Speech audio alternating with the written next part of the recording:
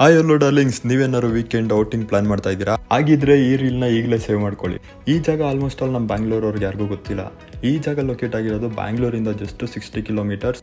Channapatna Pakashale hotel left ತೊಗೊಂಡು ನೀವು ಒಂದು ಸ್ವಲ್ಪ ಮುಂದೆ ಬಂದರೆ ನಿಮಗೆ ಬೆಳ್ಕೆರೆ ಅನ್ನೋ ಒಂದು ಊರು ಸಿಗುತ್ತೆ. ಆ ಊರಿಂದ ಜಸ್ಟ್ 5 ಕಿಲೋಮೀಟರ್ಸ್ ಅಲ್ಲೇ ಈ ಪ್ಲೇಸ್ ಲೊಕೇಟ್ ಆಗಿರೋದು. ಈ ಜಾಗದ ಹೆಸರು ಬಂದು ಯೋಗ ನರಸಿಂಹಸ್ವಾಮಿ ಬೆಟ್ಟ ಅಂತ. ಇಲ್ಲಿ ನಿಮಗೆ 2 ದೇವಸ್ಥಾನಗಳು ಕಾಣ್ಲಿಕ್ಕೆ ಸಿಗುತ್ತೆ. ಒಂದು ವೀರಾಂಜನೇಯ ಸ್ವಾಮಿ ದೇವಸ್ಥಾನ, ಇನ್ನೊಂದು ನಿಮಗೆ ಸಿಗೋದೆ ಯೋಗ ನರಸಿಂಹಸ್ವಾಮಿ ದೇವಸ್ಥಾನ. ನೀವು ಈ ಒಂದು ಜಾಗಕ್ಕೆ ಬೈಕಲ್ಲಿ ಕೂಡ ಬರ್ಬೋದು, ಹಾಗೆ ಕಾರಲ್ಲಿ ಕೂಡ ಬರ್ಬೋದು. ತುಂಬ ಸ್ಪೇಷಿಯಸ್ ಆಗಿ ಪಾರ್ಕಿಂಗ್ ಕೂಡ ಅವೈಲೇಬಲ್ ಇದೆ.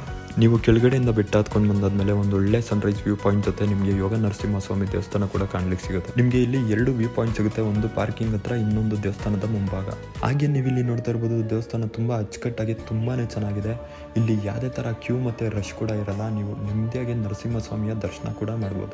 ಲಿಟ್ರಲಿ ಈ ಜಾಗ ಎಷ್ಟು ಸಕ್ಕತ್ತಾಗಿದೆ ಅಂದ್ರೆ ನಿಮ್ಗೆ ಜಾಗಕ್ಕಿಂತ ಬರೋ ರೋಡೇ ಮಸ್ತಾಗಿ ಕಾಣಿಸುತ್ತೆ. ಆ ಕಡೆ ಮತ್ತೆ ಇನ್ಯಾಕ್ ತಡ, ಈ ರೀಲ್ ನಿಮಗೆ ಇಷ್ಟ ಆಗಿದ್ದಲ್ಲಿ ನಿಮ್ಮ ಫ್ರೆಂಡ್ಸ್ ಅಂಡ್ ಗ್ರೂಪ್ ಜೊತೆ ಕೂಡ ಶೇರ್ ಮಾಡಿ. ಹಾಗೆ ಈ ವಿಡಿಯೋಗೊಂದು ಲೈಕ್ ಕೊಡ್ತಾ, ಹಾಗೆ ನನ್ನ ಫಾಲೋ ಮಾಡ್ತಾ ಇದೇ ರೀತಿ ಸಪೋರ್ಟ್ ಮಾಡಿ ಅಂತ ಹೇಳ್ತಾ, see you darlings in next video.